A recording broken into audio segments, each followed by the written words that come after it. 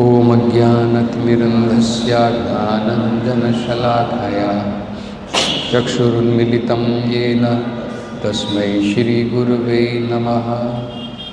नमो ॐ विष्णुपादाय कृष्णपृष्ठाय भूतले श्रीमते भक्तिवेदान्तस्वामिनिति नामिने। नमस्ते सारस्वते देवे गौरवाणी प्रचारिणे निर्विशेषा शून्यवादी पाश्चात्यदेशतारिणे। जय श्री कृष्ण चैतन्य प्रभु नित्यानंद श्री अद्वैत गदाधर श्रीवासादि गौरभक्तवृंद। हरे कृष्णा कृष्ण कृष्ण हरे हरे, हरे Ram Ram Ram Hare Hare.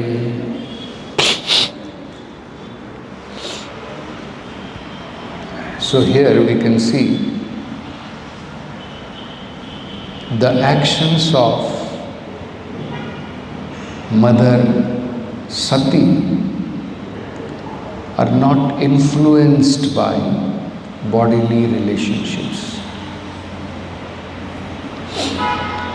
Her actions are not influenced by the affection she had for her family. Her actions are not influenced by whatever relationship she had with her father and with her family. Rather, her actions and whatever she is saying is very much scientifically based on Shastras. This is very essential for devotees because our actions, our reactions, they are generally based on our perception, sense perception. We estimate somebody with our perception, with our understanding of that person. We see a situation based on our different experiences we had. But actually, this is not a proper way of judging, seeing or perceiving person or a situation. It should be Shastra Chakshu. It should be based on what the Shastra says, not on what my emotion says,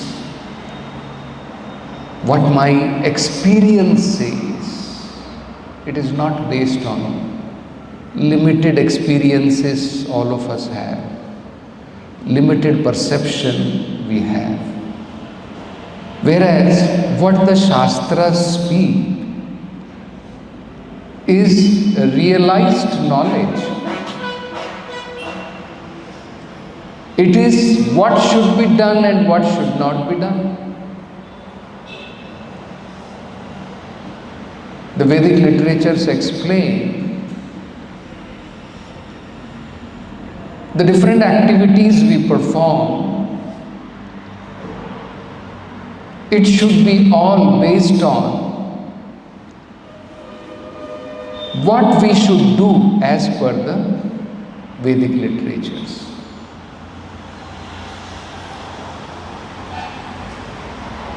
So here we see an example. Similarly, we find an example in Draupadi also. Even though she is a woman,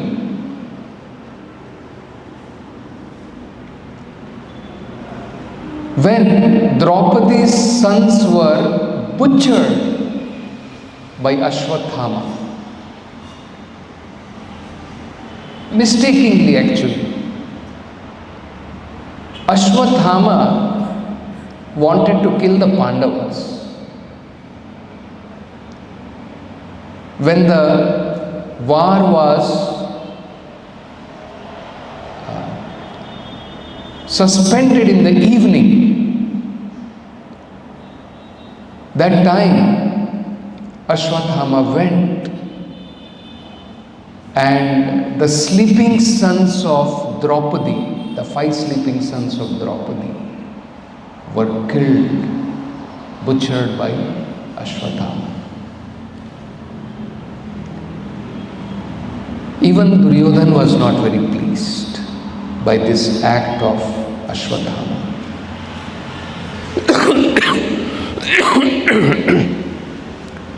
He did not want to kill children like that. So you can imagine the pain of Draupadi as a mother. As a mother,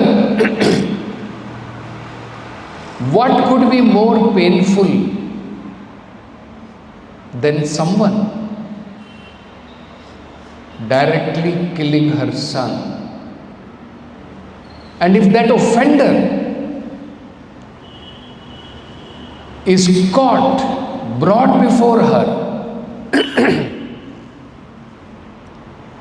it's very easy to react and immediately say, kill him, finish him off. Which mother would not say? If some mother's sons are butchered ruthlessly like this, and the offender is caught, brought before her, I don't think it will be very easy for her to pardon that offender. Whereas we find Draupadi, in spite of having that avengeful feeling that yes, here is the murderer of my children, but still she acted as per Shastras.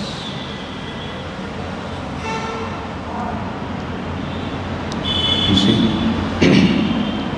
she did not act whimsically that yes, he should be immediately finished. She considered various aspects, that whatever it may be, he is the son of our spiritual master, Dronacharya.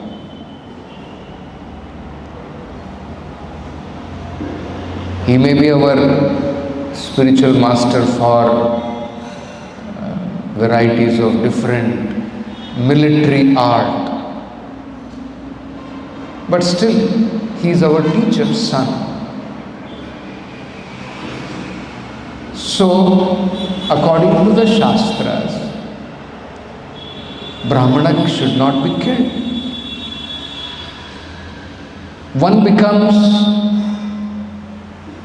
sinful by taking away the life of a Brahmana.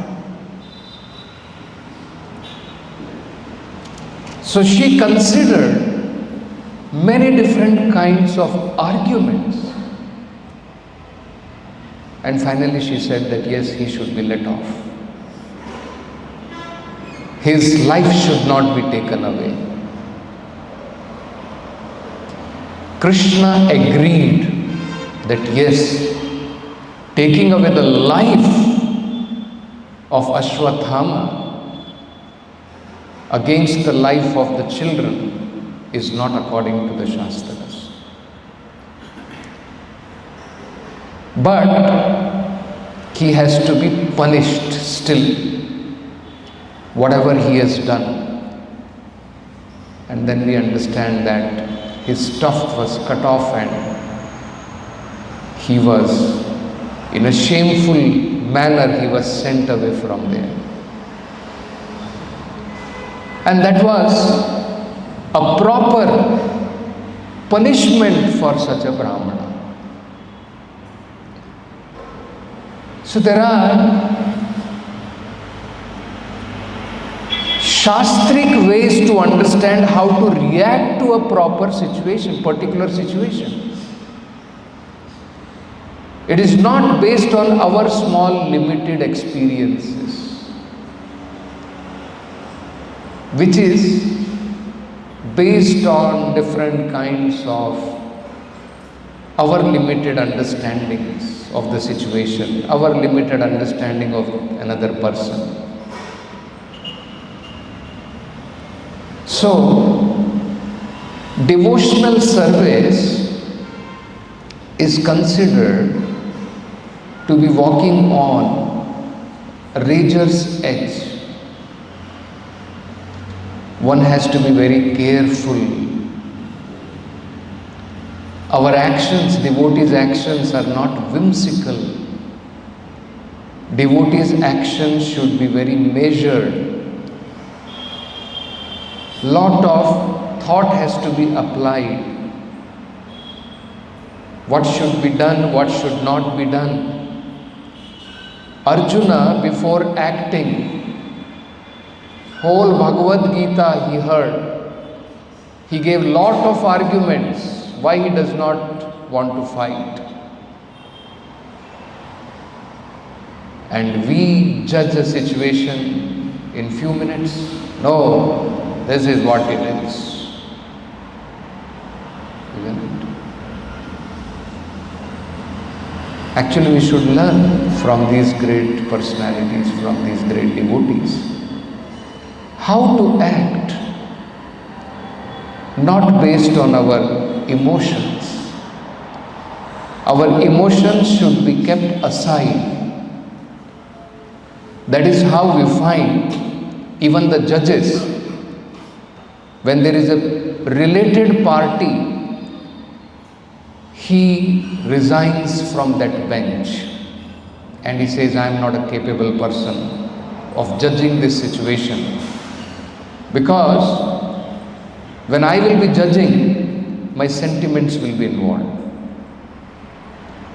Let us say, for example, if some relative of a judge is involved, then it will be difficult for him to not attach sentiments to that situation. So generally you will find the judge, he will resign from that bench. We find so many of such examples, even in our Bangalore case, wherein if some judge was invited to the temple, good hospitality was given and he was given prasadam, and if the same judge had to see our matter, he felt that he will be prejudiced, and then he resigned, saying that I may not be a proper person to be in the bench of this judgment. So, this is how devotees should keep aside family relationships, attachment to, oh, this is the devotee who joined along with me, very pally with me. We were all brought up in the same ashram for 3 years, we were in the same room. So, and then because of that attachment we have, bodily attachment or whatever situational attachment to that, then we become party to offenses along with that other person because we are attached to him. Isn't it? I cannot see his cons, I cannot see his negatives. I get carried away by whatever, because somehow or other I am attached to him. Isn't it? So this is not how devotees act. We are not attached to different situations. We should understand that after all these are different material calculations. Practically the same like we calculate outside. somebody is bodily related with me, blood relation with me, or somebody was my classmate, somebody is my roommate, isn't it? All these are based on material considerations. Material considerations can have some place, but not place in spiritual considerations. Where spiritual considerations are there, these material considerations should be given up. Not that this devotee, I am very attached to him, but I find him, he's been criticizing some Vaishnavas, and still I keep on hearing, no, what to do? Somehow or other I am very attached to him. Isn't it? He'll feel bad. He helped me so much. When I was a bhakta, he helped me so much. He used to give me some prasadam, special prasadam. Isn't it? So does it mean now I should support whatever nonsense he is doing? This is what we should understand and consider. That these material, sentimental attachments of, he helped me in varieties of ways in my Krishna consciousness. So it does not matter, even if he is offending or criticizing, what can I do? I will not criticize, but I cannot do anything. And when he will be criticizing, I'll have to also go and hear, otherwise he will feel bad, poor guy. Isn't it? He'll feel very bad if I don't hear. I have to give my ear to him. No, this is not a proper understanding in Vaishnavas. Our relationships, our attachment should be based on welfare of a devotee, welfare of his devotional service, welfare of our devotional service. This principle is very essential. Favorable to devotional service should be accepted. Unfavorable to devotional service should be rejected. This should be our guideline. This should be the guideline. That it does not matter. He may have helped him, he may have given me prasadam and this and that. So much of credit. Yes, Prabhu, I give you a lot of credit for that. I do not mind. But still, wrong is wrong. If you are criticizing a Vaishnava, I cannot support. Just because you helped me in such a way, or this or that you did, you gave me certain facilities, does not mean that I lose my discrimination, I surrender my discrimination also. Then it becomes as good as now we see in that other ISKCON, wherein they are with this misunderstanding that they were very close to Srila Prabhupada. So they cannot go wrong. Isn't it? We are thinking like this. And we are not learning from the history where Prabhupada is telling that the night before my spiritual master passed, he talked of so many things and he forgot this most important thing. Who will be the next Acharya? Isn't it? And Prabhupada is analyzing. Prabhupada is not thinking. Prabhupada did not meet his spiritual master, was not very close to his spiritual master like Kunja Babu and so many others, Sridhar Swami and others. So Prabhupada did not accept that blindly, that just because they were very close to my spiritual master means they were right. That is not the understanding. And many of them helped Srila Prabhupada in varieties of ways. But Prabhupada did not lose the sense of his discrimination. You see? So this is very important. And that is how we find that many, they don't even want to understand or read. They have closed their doors. No, they cannot be wrong. They were very close to Srila Prabhupada. Tamal Krishna Goswami was personal secretary of Srila Prabhupada for so many years. You understand him more or he understands Srila Prabhupada more. They have made up their mind like this. You see? And this is what Sati is clarifying. That all these bodily situations have nothing to do with spiritual life. One can be very close to the spiritual master and one can be very inimical to the spiritual master. Being very close. This is not how a devotee calculates or considers. He does not close his intelligence based on bodily proximity. Sati is condemning now. What is this bodily proximity? I gave so much value to this, that this body is so dear. I did not even listen to Lord Shiva. I came here just to attend. But now I am finding the truth.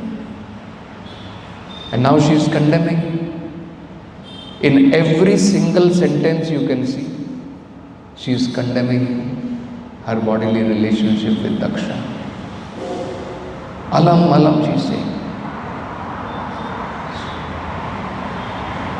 Isn't it? So, this is a very important thing.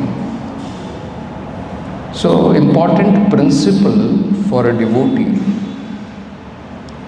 There are places for family affection, for affection with the devotees who helped us in our earlier days of life. Like sometimes we find person may think like this. I'll give you an example. Oh, this devotee, he was an instrument for me to join. He was instrument for me to come to Krishna consciousness. So what happens is, because of this kind of our some attachment to that devotee, we may even override his negative understandings.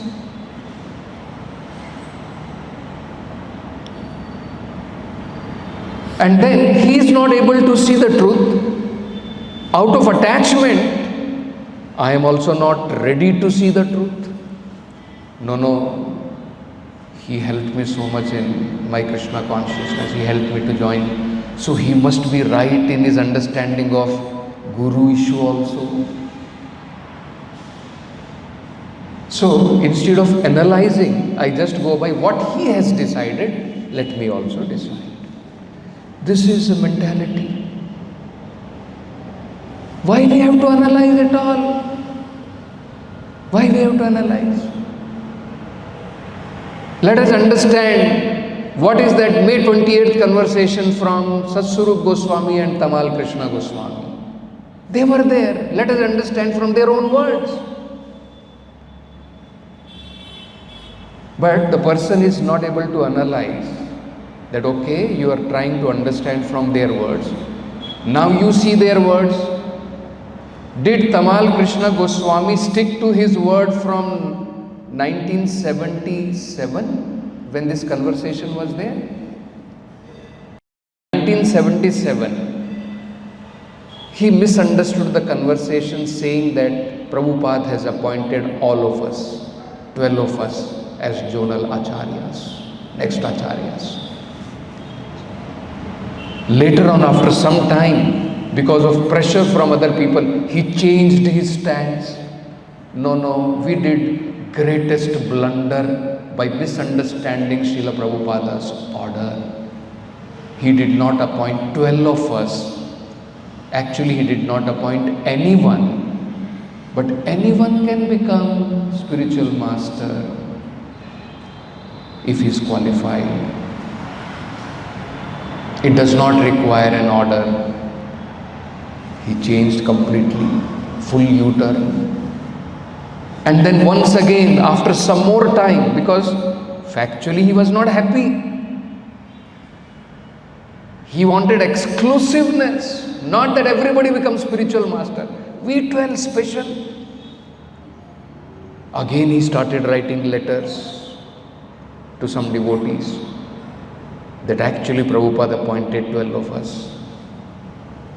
Now how to believe such a person? Imagine. This is the understanding. It is not that because of certain situations somebody was close, somebody was servant of Prabhupada, somebody was personal secretary. These are all material considerations. Spiritual consideration has nothing to do with this. Prabhupada gives an example. He says, nearness to the spiritual master is not by physical proximity. One bed bug or a mosquito may be sitting on the spiritual master very near, but his business is different. So these physical consideration, material considerations have no values in spiritual life. It may have some insignificant values are there. But when it comes, the principle which a devotee has to see is if it is favorable to devotional service or is it unfavorable, it is not favorable. Say for example, I like one devotee very much, somehow or other, whatever reason, because he helped me in varieties of ways. And I see that he has been doing some offenses. He has been critical or doing lots of mistake. So I should think in a way of understanding what is favorable for his devotional service and what is favorable for my devotional service. Let us say, for example, if I take his matter to my authority, he will be displeased, very much displeased. He will be very much hurt. I helped you so much, and this is the final result you gave me. You took me to authority. So now I have to weigh. By displeasing him or by pleasing him, so-called pleasing him, am I actually favoring him? Will it be a real favor to him? Let us say his gross mistakes goes uncovered and he's never come to a proper path. Because if at a proper time mistake is not corrected, it is taken for granted it is all right. It will be taken for granted. It was all right. Nothing was said. Isn't it? It's a very important thing. Till it becomes a habit. Just like Prabhupada gives that example of that one person who was not obstructed by his guardian, his aunt, when he was doing wrong. Rather, she encouraged him. And later on, both of them had to suffer. Prabhupada gives that example. If at proper time he was corrected, probably that situation would not have arisen. Similarly, we should consider like that. That does not matter. Devotee may become little against me for some time. But when he will understand, I did only for his welfare only, for his spiritual life, he will also understand and appreciate that Prabhu, you did right thing. by taking me to the authority at a proper time. Otherwise, my anarthas would have grown much more. So, our rejection and acceptance is very simple. Very simple. Is it favorable for his and my devotional service? That I should hide his mistakes? Or is it favorable that better let me take it? And he may be disgruntled for some time. He may be against me for some time. Does not matter what can be done. For his welfare and for my spiritual life welfare, better I will take it. Correct? This is how devotees should decide. Not based on our sentiments and our attachment, material attachment to some devotees, to some situations. And based on that, we take decisions. Isn't it? So these are certain important things which we can learn, that Mother Sati, even though earlier she had overestimation of her parental relationships, her family relationships, but when truths were exposed, harsh truth, naked truths, when she came to understand, she is able to understand that what is the position of Daksha and what is the position of Lord Shiva. So, exemplary example from Mother Sati, that she is not able to tolerate an insult, not as a wife, but as a great Vaishnava. This is very important. Prabhupada is mentioning in the purport. Vaishnava Nam Yatha Shambhu. And this is a exemplary example of Mother Sati, that even though she had lot of affection for her father, but now she is condemning even that relationship. She will say that, my dear father, when my husband used to say Dakshayini, I would be, even that word, Dakshayini, somehow or other relating me with you, it is horrible for me to hear. Because this body, which has come out from an offender's body, even this is not tolerable to me. So better I will give up this body. I don't want this body which has any connection with an offender to Lord Shiva. So this is a very great example.